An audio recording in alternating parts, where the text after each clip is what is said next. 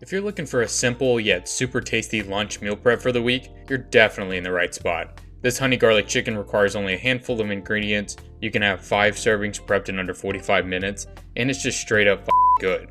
I mean, it's sweet, it's spicy, it's sticky, it's healthy, it's just try it, okay? So let's jump in on how to make it. We'll just start by making some rice. I'm using 230 grams of rice today, but obviously you can go lower if you wanted and use something like 200 grams if you're being more carb conscious. Then we'll just hit this with a pinch of salt and let simmer until it's cooked through. I generally like to make my rice in advance so it cools down by the time we prep our dishes. Does this actually do anything? No, I mean, it's just a preference of mine. If you want to make your rice at the very end, then make it at the very end.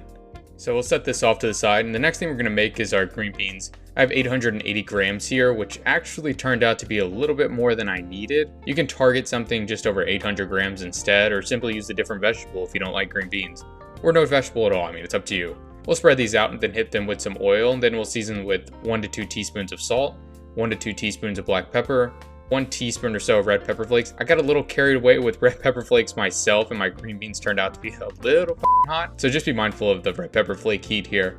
And finally, 1 teaspoon of garlic powder. Now we can bake this at 450 degrees Fahrenheit for about 30 minutes or so. And you can also use an air fryer for these to speed up the cooking process. But either way, here's what we get, some nicely roasted green beans. So we'll set these off to the side with our rice before we meal prep later. The final thing we need to cook is our chicken. I have 810 grams of chicken breasts here, which you can see I just very simply butterflied. If you want to, you can cut these up into bite-sized pieces in advance. I'm just gonna cut mine up after we cook the chicken. We'll season chicken with some oil, 1 to 2 teaspoons of salt, 1 to 2 teaspoons of black pepper, 1 teaspoon of garlic powder, and 1 teaspoon of ginger powder. Then we'll toss in 2 tablespoons of cornstarch before we mix the chicken together. Frankly, I don't know if I really like this method as much as I thought I would. I didn't really like how the cornstarch loosened up the seasoning from the chicken. I think next time, I'm just gonna add a cornstarch slurry to our sauce later rather than to the chicken, but it's up to you, it's your preference. So either way, we'll add this to an oiled skillet set over medium-high heat. Then we'll very simply let the chicken cook until it reaches 165 internally. Or honestly, you can cook it to about 155, 160, because what'll happen is we'll take the chicken out, cut it, and then add it back to the skillet later. So once we add it back, the residual heat from the pan is actually gonna cook the chicken a little bit further, so you can adjust for this in advance.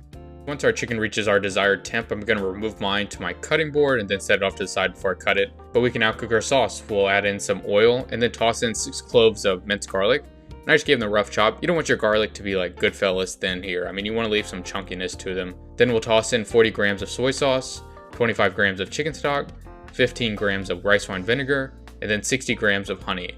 And again, like I noted earlier, if you're being carb conscious, you can take the honey amount down to something like 40 or 50 grams or so. It'll still taste good and you can take out some of those carbs. And then I'm gonna toss in 2 teaspoons of hot chili oil. And frankly, I wanted sambal, but my store didn't have it, so that kind of sucked. But honestly, both options are perfect for adding heat to the dish here, so whatever you have available would be great. Then we can go ahead and mix all this in and let the sauce simmer for a minute or so, and then toss all of our cut chicken back into the pan. You can turn the heat to low or frankly off, and then simply toss the chicken around to coat thoroughly in the sauce. This is where the cornstarch from the chicken will help thicken the sauce as we keep tossing it around. But as I noted earlier, you can make a little slurry to add to the sauce before tossing your chicken back in, and that'll also help thicken the sauce. But anyways, once our chicken is where we want it, we can prep our lunches. You can toss everything in how you want here, but I'm gonna do a third between our ingredients, starting with our rice. Then we'll toss in our chicken from earlier, separating out into equal parts across the container, but I'm not being specific because I'm gonna eat it all as I've noted in prior videos. And then finally, we'll add in our green beans. And depending on how long yours are, you may have to kind of stuff them in there, or if you're aware of this in advance, you can cut your green beans before you bake them. And then finally, it wouldn't really be a food balance meal prep without some thinly sliced green onion over the top, so let's add a little bit of that. But now you're set for the week. You've got 5 tasty lunches, you've got your macros, you know how many calories you're consuming, and you've most definitely saved some time and money. So all this sounds like a win-win to me. As we usually list here, here's the ingredient and macro profile for the dish. This will be posted on our website as well, which you can find linked in the description. And we also have our Instagram account active now, so check that out too.